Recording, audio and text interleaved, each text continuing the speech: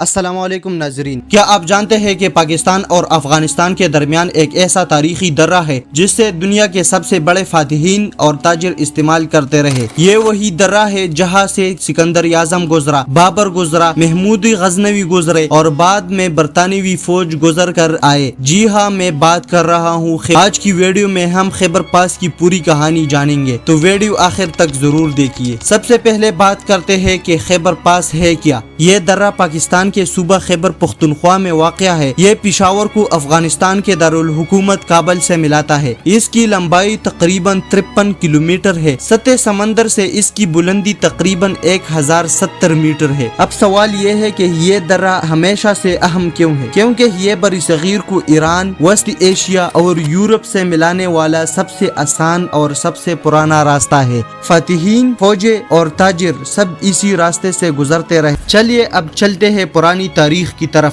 خیبر پاس کی اہمیت ہزاروں سال پرانی ہے۔ یہاں سے قافلے گزرتے تھے، تجارت ہوتی تھی اور سلطنت آپس میں جڑی رہتی تھی۔ اب سوال پیدا ہوتا ہے، کیا سکندر اعظم بھی خیبر پاس سے گزرا تھا؟ جی ہاں، 326 قبل مسیح میں سکندر اعظم بھی برصغیر پر حملہ آور ہوا تو یہی راستہ استعمال کر کے آگے بڑھا۔ لیکن بات یاد رکھے، مقامی قبائل ہمیشہ ان بڑے حملہ آوروں کے خلاف مزاحمت کرتے رہے۔ یعنی خیبر پاس آسان راستہ ضرور تھا مگر ہمیشہ خطرناک بھی رہا۔ اب آتے ہیں اسلامی دور کی طرف۔ جب 7ویں صدی میں عرب مسلمان برصغیر میں داخل ہوئے تو خیبر پاس ان کے لیے بھی مرکزی راستہ بنا۔ محمود غزنوی نے برصغیر پر حملہ کرنے کے لیے بھی یہی راستہ استعمال کیا۔ پھر 1526 میں بابر آیا جو مغل سلطنت کا بانی تھا۔ بابر نے بھی خیبر پاس کو استعمال کر کے دہلی پر قبضہ کیا اور یوں مغل سلطنت کی بنیاد رکھی۔ مغلوں نے خیبر پاس پر قلعے اور چوکیاں قائم کی تاکہ اس راستے پر ہمیشہ نظر رکھی جا سکے۔ ناظرین، آپ یہ بات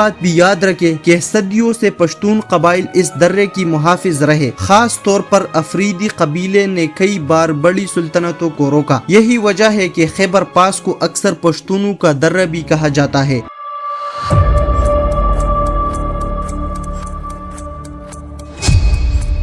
یہاں کے لوگ جنگجو اور بہادر تھے اور کسی کو بھی آسانی سے گزرنے نہیں دیتے تھے۔ جب 19ویں صدی میں انگریزوں کی حکومت آئی تو خیبر پاس ان کے لیے سب سے بڑا مسئلہ تھا، کیونکہ اس زمانے میں برطانیہ اور روس کے درمیان گریٹ گیم چل رہی تھی۔ روس افغانستان تک پہنچنا چاہتا تھا اور برطانیہ کو یہ خدشہ تھا کہ روس اگر خیبر پاس کے ذریعے ہندوستان پر حملہ کر دے تو ان کی سلطنت خطرے میں پڑ جائے گی۔ اس لیے انگریزوں نے خیبر پاس پر سخت فوجی گہرا لگایا۔ انہوں نے خیبر رائفلز نامی خاص فوجی یونٹ بنائی، حتیٰ کہ پشاور سے لنڈیکوتل تک ریلوے لائن بھی بچھائی تاکہ فوجی نقل و حرکت آسان ہو سکے۔ لیکن سوال یہ ہے کہ کیا انگریز خیبر پاس پر مکمل کنٹرول حاصل کر سکے؟ جواب نہیں، کیونکہ مقامی قبائل بار بار بغاوت کرتے تھے اور انگریزوں کو ہمیشہ مشکل میں ڈالتے تھے۔ پاکستان کے قیام کے بعد 1947 میں جب پاکستان وجود میں آیا تو خیبر پاس پاکستان کا حصہ بن گیا۔ یہ پاک افغان سرحد پر واقع ہے، جیسے ڈیورنڈ لائن کہتے ہیں۔ پاکستان کے لیے یہ درہ دفاعی اعتبار سے بھی اہم ہے اور تجارتی اعتبار سے بھی، اس لیے یہاں ہمیشہ سخت نگرانی رکھی جاتی ہے۔ تجارت اور معیشت کے بارے میں خیبر پاس صدیوں سے ریشمی راستے یعنی سلک روٹس کا حصہ رہا۔ یہ ہمیشہ سے تجارت کے لیے استعمال ہوتا رہا ہے۔ آج بھی پاکستان اور افغانستان کی زیادہ تر زمینی تجارت اسی درے کے راستے سے ہوتی ہے، یعنی پشاور سے کابل جانے والا سب سے اہم راستہ یہی ہے۔ ناظرین، آپ کو یاد ہوگا کہ 1979 میں سوویت یونین نے افغانستان پر حملہ کیا تھا۔ اس وقت خیبر پاس مجاہدین کے لیے سپلائی لائن بن چکا تھا۔ دنیا بھر سے ہتھیار اور امداد خیبر پاس کے ذریعے افغانستان پہنچتی تھی۔ 2001 میں امریکہ نے افغانستان پر حملہ کیا، اس وقت بھی نیٹو افواج کے لیے یہی درہ سب سے اہم سپلائی لائن رہا۔ اس سے یہ ثابت ہوتا ہے کہ خیبر پاس کی جغرافیائی اہمیت کبھی کم نہیں ہوئی۔ آج کے دور میں خیبر پاس نہ صرف دفاع اور تجارت کے لیے اہم ہے بلکہ سیاح کے لیے بھی۔ یہاں کے پہاڑ، قلعے اور پرانی ریلوے لائن سیاحوں کو اپنی طرف کھینچتی ہے۔ پاکستان نے اس درے کو ہمیشہ محفوظ رکھنے کے لیے سیکیورٹی بڑھائی ہوئی ہے، یعنی آج بھی خیبر پاس پاکستان اور افغانستان کے تعلقات کی ریڑھ کی ہڈی کی حیثیت رکھتا ہے۔ تو ناظرین، یہ تھی خیبر پاس کی مکمل کہانی۔ ہم نے دیکھا کہ یہ صرف درہ نہیں بلکہ تاریخ کا وہ دروازہ ہے جہاں سے سلطنتیں آئی، جنگیں ہوئی اور تجارت بھی پلے پولی۔ یہ آج بھی پاکستان کے دفاع اور معیشت کے لیے نہایت اہم ہے۔ اگر آپ کو یہ ویڈیو پسند آئی تو لائک کرے، کمنٹ میں اپنے رائے دے اور چینل کو سبسکرائب ضرور کرے تاکہ آپ کو مزید ایسی تاریخی کہانیاں ملتی رہے۔